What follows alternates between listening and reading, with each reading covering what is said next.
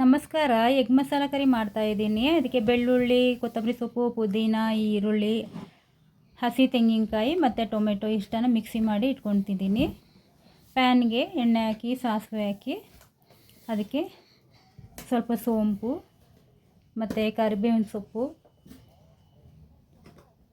ಆಮೇಲೆ ರುಬ್ಬಿರೋಂಥ ಮಸಾಲೆ ಹಾಕಿ ಚೆನ್ನಾಗಿ ಈ ಥರ ಮಿಕ್ಸ್ ಮಾಡ್ಕೋಬೇಕು. ಅದಕ್ಕೆ ಎಷ್ಟು ಬೇಕಷ್ಟು ನೀರು, ರುಬ್ಬಿರೋ ಮಿಕ್ಸಿ ಜಾರಿಂದನೇ ಸ್ವಲ್ಪ ನೀರು ಹಾಕೋತಾ ಇದ್ದೀನಿ. ಇದಕ್ಕೆ ಅರಿಶಿನ ಪುಡಿ,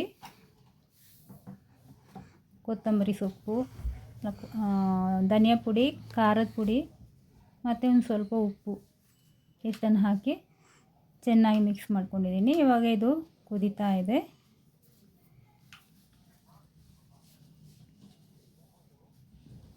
ಇದಕ್ಕೆ ಸ್ವಲ್ಪ ಗರಂ ಮಸಾಲ ಹಾಕ್ತಾಯಿದ್ದೀನಿ. ನಾನು ಚಕ್ಕೆ ಲವಂಗ ಯೂಸ್ ಮಾಡಲ್ಲ ಜಾಸ್ತಿಯಾಗಿ, ಅದಕ್ಕೆ ಸ್ವಲ್ಪ ಗರಂ ಮಸಾಲ ಹಾಕ್ಕೊಂಡಿದ್ದೀನಿ. ಇವಾಗ ಇದಕ್ಕೆ ಬೇಯಿಸಿ ಕಟ್ ಮಾಡ್ಕೊಂಡಿರೋಂಥ ಮೊಟ್ಟೆನ ಹಾಕ್ತಾಯಿದ್ದೀನಿ. ಮುಚ್ಚಳ ಮುಚ್ಚಿ ಒಂದು 5 ನಿಮಿಷ ಬಿಡೋಣ, ಮಸಾಲೆ ಎಲ್ಲ ಹೀರ್ಕೊಳ್ಳಿ. ಇವಾಗ ಕೊನೆಗೆ ಕೊತ್ತಂಬರಿ ಸೊಪ್ಪು ಹಾಕ್ಕೊಂಡು ಸರ್ವ್ ಮಾಡೋಣ.